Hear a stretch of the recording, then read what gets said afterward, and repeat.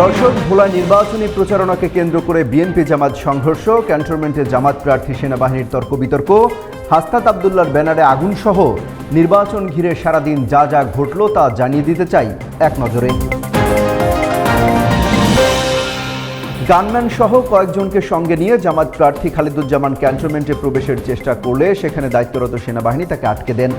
তখন তাদের মধ্যে কথা কাটাকাটি হয়।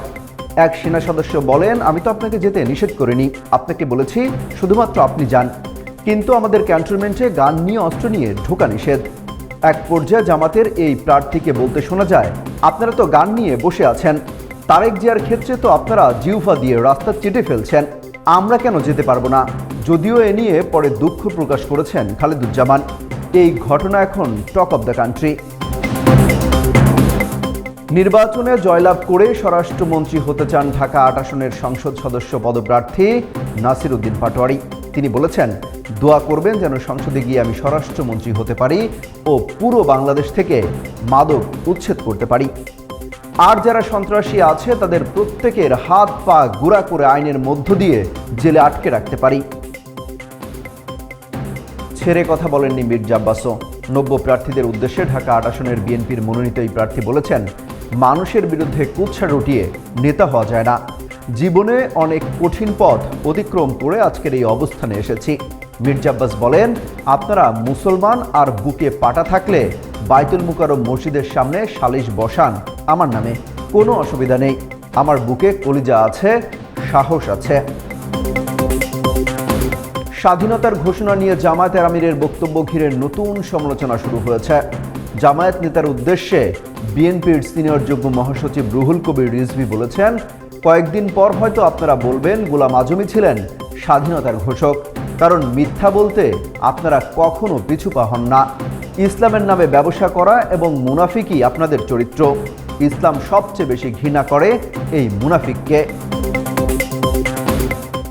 ২০ বছর পর বুধবার বরিশাল সফরে যাচ্ছেন বিএনপির চেয়ারম্যান তারেক রহমান।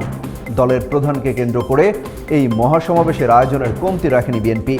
সেই সঙ্গে দক্ষিণাঞ্চলের উন্নয়নের প্রতিশ্রুতিও চান নেতাকর্মীরা। তার এই জনসভাকে কেন্দ্র করে ঐতিহাসিক বেলস পার্ক মাঠ প্রস্তুত করা হচ্ছে। ভোলার দৌলতখানে নির্বাচনী প্রচারণাকে কেন্দ্র করে বিএনপি ও জামাতে ইসলামী নেতাকর্মীদের মধ্যে ব্যাপক সংঘর্ষ হয়েছে। এতে জামায়াতের ৫ জন ও বিএনপির ৪ জন আহত হয়েছেন। মঙ্গলবার বেলা 11:30টার দিকে ভোলা ২ আসনে এই সংঘর্ষের ঘটনা ঘটে।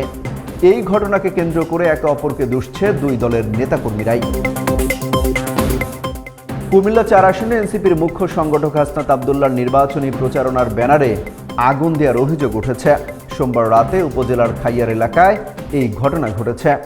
বিষয়টি নিশ্চিত করেছেন দেবিদ্বার থানার অফিসার ইনচার্জ মোহাম্মদ মনিরুজ্জামান।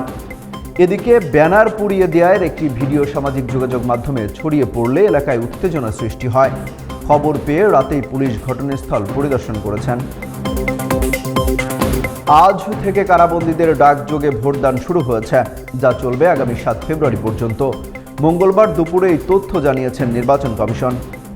এবারই প্রথম পোস্টাল ব্যালটে কারাবন্দীদের জন্য ভোট দেওয়ার সুবিধা রেখেছে নির্বাচন কমিশন। ইসির নির্দেশনায় সেই প্রস্তুতিও নিয়েছে কারা কর্তৃপক্ষ।